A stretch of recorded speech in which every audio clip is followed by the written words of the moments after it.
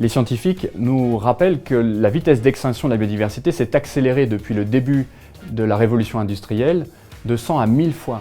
Nous sommes rentrés dans la 6e grande crise d'extinction et cela se traduit très concrètement par une perte globale de plus d'un tiers de la biodiversité. Il est urgent d'agir car 40% de l'économie mondiale repose sur les services gratuits fournis par la nature, la fertilité des sols, la pollinisation, la qualité de l'air ou de l'eau, et que 60% des écosystèmes qui portent ces services gratuits sont aujourd'hui menacés. En France, un cadre législatif existe depuis plus de 40 ans.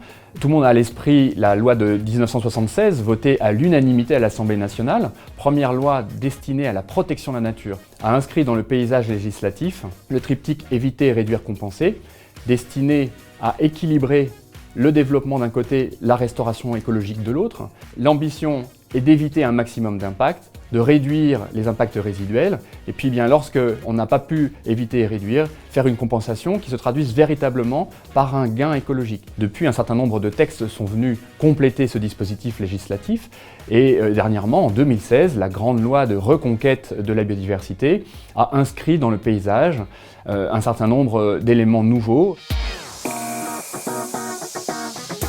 Le prochain grand rendez-vous international aura lieu en 2021. Il s'agit de la COP 15 dédiée à la biodiversité. Les Nations Unies ont commencé à faire circuler un texte que les États sont invités à lire et à amender. Il ne s'agit pas moins que de stopper définitivement l'érosion de la biodiversité d'ici 2030, mais également d'ambitionner d'ici 2050 la restauration de 20% de la biodiversité détruite. C'est un petit peu comme si au moment de l'accord de Paris, ce n'était pas un scénario 2 degrés qui avait été retenu, mais véritablement un scénario moins 2 degrés. Tout cela nécessite de respecter la réglementation et simultanément d'initier des démarches volontaires. Le groupe Caisse des dépôts, depuis 2016, porte le programme Nature 2050, dédié à l'adaptation des territoires au changement climatique, au plus près des collectivités locales, au plus près des exploitations agricoles, d'entreprises ou d'associations de protection de la nature, pour initier de manière très concrète des projets de restauration écologique sur les territoires, avec comme condition de pouvoir suivre l'efficacité de ces projets pendant 30 ans jusqu'en 2050. Comme pour lutter contre le dérèglement climatique, les entreprises ont besoin de cibles, de scénarios et d'outils pour prendre véritablement la mesure de leur empreinte et des engagements à fournir.